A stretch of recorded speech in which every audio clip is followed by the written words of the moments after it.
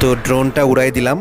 একটু সমস্যায় পড়েছিলাম ড্রোন উড়াতে যেয়ে, কারণ বেশি দূর উপরে তুলতে পারিনি, এত পাখি ছিল। যেই আমি ড্রোন উপর দিকে উঠাই, তো পাখিগুলো আমার ড্রোনের চারিদিকে শুধু ঘুরতে থাকে, যে কোনো সময় মানে ক্র্যাশ করবে আর কি পাখির সাথে লাগলেই।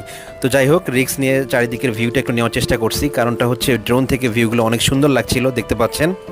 একেবারে আমার ড্রোনটা একবারে মেঘের মধ্যে দিয়ে যাচ্ছিল আর কি। কী যে ভালো লাগছিল, বলে বোঝানো সম্ভব না। আমার কিন্তু অনেক ভালো লাগছে, সকালে স্নিগ্ধ বাতাস, অল্প অল্প রোদ, একেবারে অসাধারণ, দেখতে পাচ্ছেন।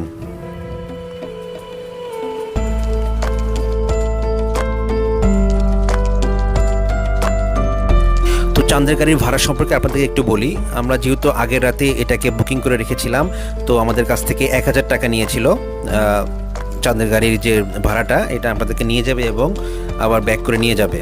আপনি যতক্ষণ ইচ্ছে থাকতে পারেন এখানে। সবাই এখানে 1-1.5 ঘন্টা থাকে আর কি। দেখতে পাচ্ছেন কি পরিমাণ সুন্দর এই জায়গাটা। আমার এই জায়গার ভিউটা অনেক ভালো লাগছিল। এত কাছ থেকে এত সুন্দর মেঘ দেখতে পাওয়া সত্যি ভাগ্যের ব্যাপার। আমার ফার্স্ট টাইম।